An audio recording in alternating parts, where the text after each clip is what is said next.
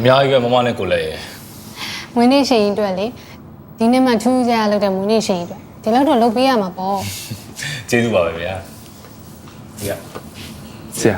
ကျွန်တော်ဒီကပမာထားလိုက်ရမယ် သမီးစားကနေဇပွဲပေါ်ပဲတင်ထားလိုက် ဟုတ်ကဲ့ဆရာ ဒီကကျန်တဲ့လူတွေရော ရုံးစင်းလိုက်လာမယ်ပြောတယ်ဆရာပွဲမီတော့ရောက်ချလိမ့်မယ် အော်အေးဟုတ်ကဲ့ ကျွန်တော်အပြင်မှာခုံနေစီထားလိုက်ရမယ် မလုပ်ပါနဲ့ခဏနေလုံသမားတွေလာလိမ့်မယ်သူတို့လုပ်လိမ့်မယ် ဟုတ်ကဲ့ဒါဆိုကျွန်တော်ဘာလုပ်ပေးအောင်လဲ ဘာလုပ်ပေးအောင်လဲဆိုတော့ဒီပစ္စည်းတွေကိုဆရာနဲ့အတူတူထည့်သွားထားရအောင် ဟုတ်ကဲ့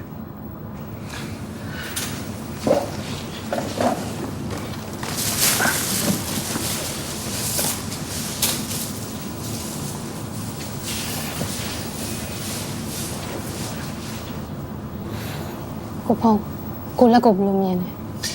ကိုလက်ကမမနဲ့ပတ်သက်လို့ဒါကျွန်တော်တို့ရဲ့မိသားစုဝင်တယောက်ဖြစ်တယ်ဆိုပေမဲ့ကျွန်တော်ရဲ့အကိုလိုပါပဲကျွန်တော်ကတော့ကိုလက်ကိုယုံတယ်မမလည်းယုံစိတ်ချင်တယ် မောင်လေးလည်းကိုလက်နဲ့ပတ်သက်ပြီးတော့တခုသိရမှာလား အချိန်တိုင်းတော့အဖြေတစ်ခုထွက်လာမှာပါမမရဲ့ကျွန်တော်စောင့်ကြည့်ကြတာပေါ့